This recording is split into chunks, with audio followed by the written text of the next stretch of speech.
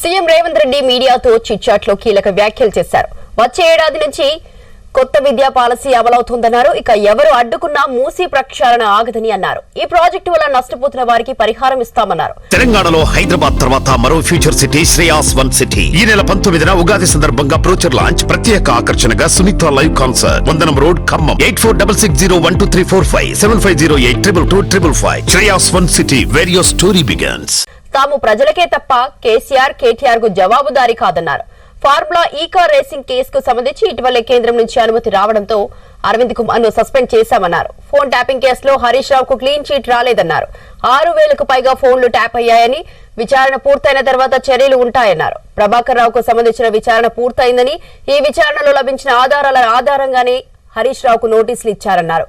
Phone tapping, formula ఈ car రేసులో ఇక విచారణ పూర్తయిన తర్వాతే అరెస్టులు ఉంటాయని చెప్పారు. హీల్డ్ పాలసీ ద్వారా ₹1,00,000 కోట్ల అవినీతి జరిగిందన్న బీఆర్ఎస్ ఆరోపణలను ఖండించారు సీఎం రేవంత్ రెడ్డి. హీల్డ్ పాలసీపై హరీష్ రావు, కేటీఆర్ ఎలాంటి విచారణ కోరినా వేసేందుకు సిద్ధంగా ఉన్నామన్నారు.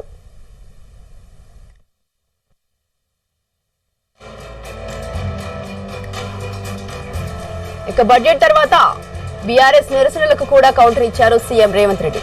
గత 10 ఏళ్లలో బీఆర్ఎస్ చేసిన తప్పులకు చెవిలో పువ్వులు కాదు, వీపులపై బండలు పెట్టాలని అన్నారు ముఖ్యమంత్రి. ఇందిరమ్మ కుటుంబం బీమా పథకం, తెల్ల రేషన్ కార్డు ఉన్న ప్రతి ఒక్కరికి వర్తిస్తుందని చెప్పారు.